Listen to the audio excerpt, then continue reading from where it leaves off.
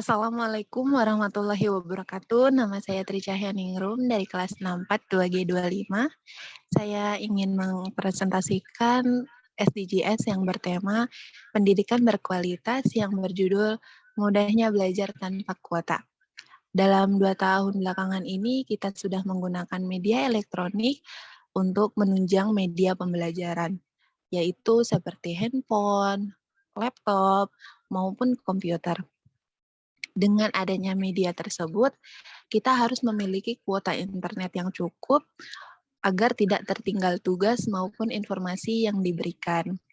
Pada kasus yang sering terjadi adalah siswa tidak mengerjakan tugas sekolah dengan alasan tidak memiliki kuota internet. Pada kali ini terjadi kepada teman saya sendiri ketika saya duduk di bangku sekolah SMK. Teman saya selalu tidak mengerjakan tugas dengan alasan tidak memiliki kuota internet. Akibatnya guru saya datang ke rumah dan menjelaskan kepada orang tuanya bahwa teman saya selalu tidak mengerjakan tugas dengan alasan tidak memiliki kuota internet. Hal itu dimaafkan karena hanya sekali. Lalu sering terjadi kembali dan akibatnya teman saya dikeluarkan dari sekolah. Nah, maka dari itu saya membuat ide untuk membuat set-top box. Set-top box adalah alat yang dirancang khusus untuk pendidikan dan untuk media belajar bagi siswa atau mahasiswa agar tidak perlu menggunakan kuota internet untuk belajar. Fungsi dari set-top box ini adalah siswa tidak perlu membeli kuota untuk media pembelajaran. Yang kedua, materi yang belum dipelajari sudah tersedia di dalam analog digital TV. Yang saya lakukan dengan adanya set-top box ini adalah dengan cara memberikan informasi apa yang dibutuhkan siswa atau mahasiswa agar dapat mendapatkan informasi tentang pendidikan tersebut. Kita menggali informasi dari seluruh internet, lalu mengumpulkannya menjadi satu, kemudian kita kemas dalam satu memory card yang dimasukkan ke dalam set-top box dengan frekuensi tertentu apa yang dibutuhkan siswa atau mahasiswa tersebut. Bagaimana cara penggunaan set-top box? Cara penggunaan set-top box adalah hanya dengan menyalakan set-top box dengan frekuensi tertentu yang diatur dengan sedemikian rupa setelah itu dinyalakan dengan cara menyambungkan ke media televisi. Maka dari itu kita tidak ada alasan lagi untuk malas belajar, tidak ada kuota internet.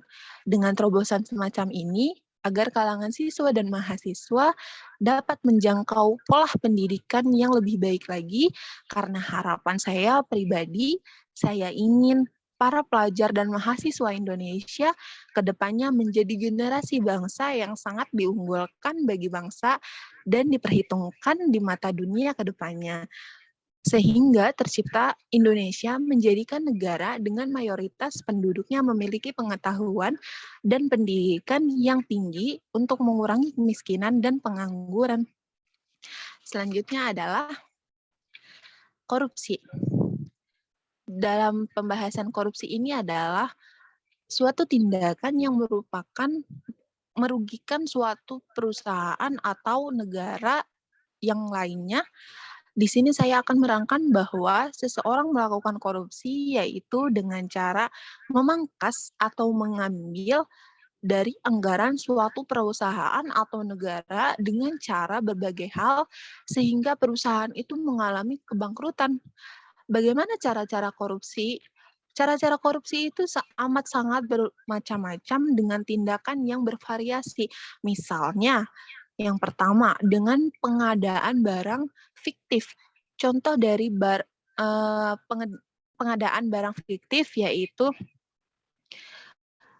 barang yang tersedia misal ada 10 macam, yang disebut hanya ada 5 macam.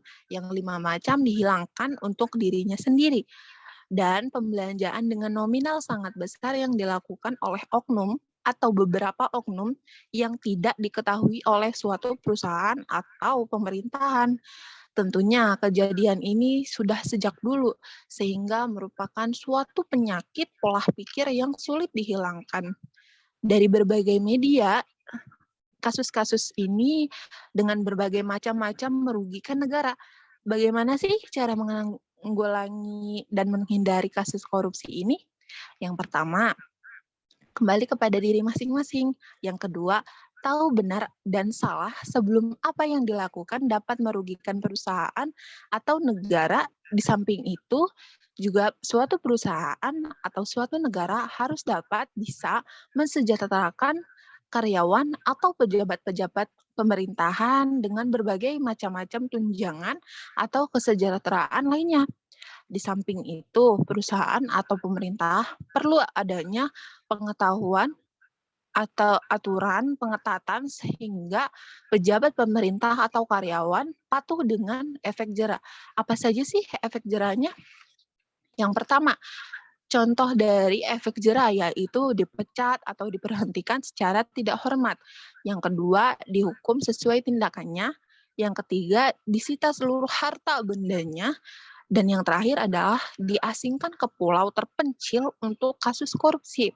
Harapan saya dengan pengetatan adanya aturan agar menjadikan efek jera dan pendidikan agama sangat ditekankan bagi masyarakat agar dapat terhindar dari perbuatan yang menyimpang yaitu korupsi.